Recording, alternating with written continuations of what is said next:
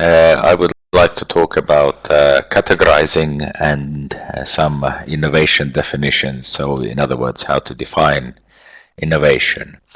And this categorization, which you can see on this page, I picked up from a book by Clayton Christensen, and it is well established within the literature of innovation. So first of all, we talk about incremental versus radical innovation.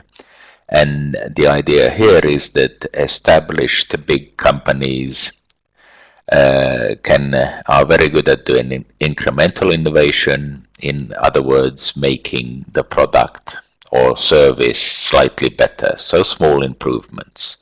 On the other hand, they have challenges in coming up with radical innovation, and radical innovation is assumed to come from outside the big and established institutions. Tushman and Anderson, they created the concept of competence creating versus competence destroying innovation. So they look at innovation from a competence perspective. What does new knowledge do to existing environments? And if you look at technology-oriented companies, you can see that new know-how will sort of create new companies, but at the same time remove old companies from the marketplace. A third categorization is modular versus architectural innovation. Modular refers to pieces in a puzzle.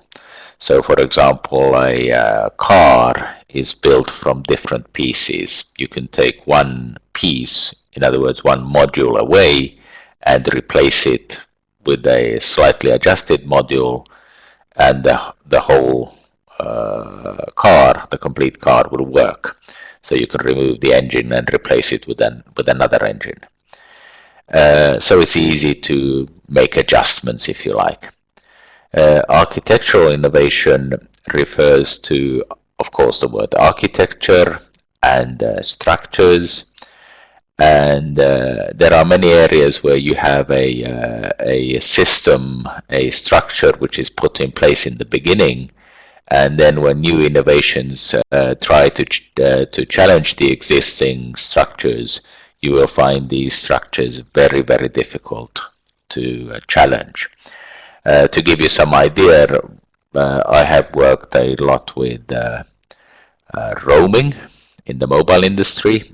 That is a structure, and it has taken over 10 years for this structure to somehow change, and you can see that the EU is presently having difficulties with, or has done a lot of work in trying to get data roaming to become feasible, but because of the initial roaming structure which was put in place way back 20 years ago or even further, it is difficult for this structure to be adjusted into a new environment.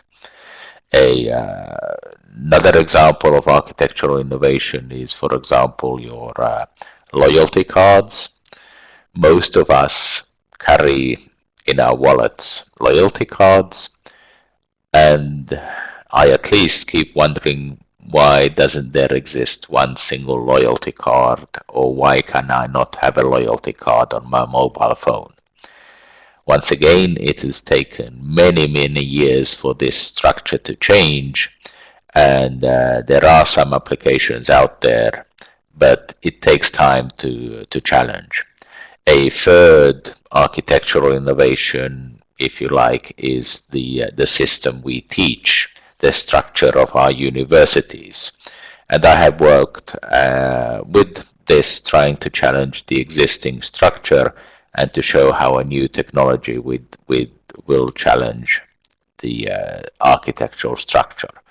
So modular is easy. You take away a piece and you replace it with another. Architectural is difficult. It is very, very difficult to challenge existing structures. Then the fourth categorization is that of sustaining versus disruptive technologies, and this is was put forward by Clayton Christensen, and I will talk about this, the idea of the innovator's dilemma, later on. So this was about how to categorize, and in the next video I will be talking about possible definitions and views into definitions of innovations.